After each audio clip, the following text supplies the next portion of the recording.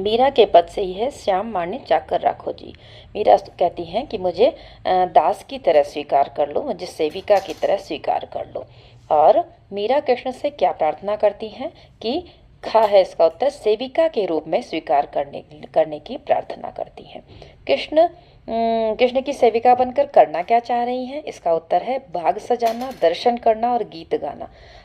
यह उत्तर आपको कहाँ मिला है? बाग सजाना। इसके लिए आप पंक्तियों पर फिर से आ सकते हैं।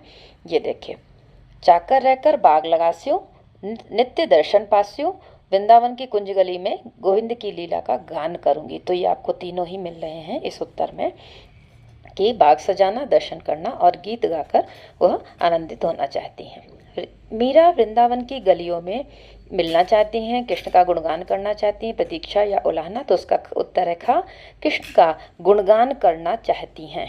कृष्ण का गुणगान करना चाहती हैं। कृष्ण की भाव भक्ति में डूबना किसके समान है? सुख, वैभव, मान सम्मान, धन दौलत, धन और सम्मान के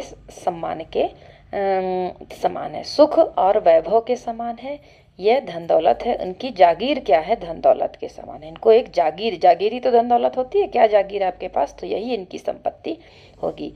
बीनू बाता सरसी, यहाँ पर कौन, इसका आशय क्या है कि मीरा भक्ति के तीनों रूप का सुख प्राप्त करना चाह रही हैं। दर्शन, स्मरण और समर्पण की बात आ रही है। दर्शन, समर्पण और स्मरण की बात, तीनों जो है, तीनों का उनको सुख मिल जाएगा। मीरा श्री कृष्ण की सेवा किस कारण करना चाहती? धन, दर्शन, यश या वर्चस्व नहीं, केवल दर्शन पाने के लिए। उनका दर्शन मिल जाए, दर्शन रूपी लाभ मिल जाए। ना धन चाहिए, ना यश चाहिए, ना वर्चस्व चाहिए, केवल दर्शन की कामना है।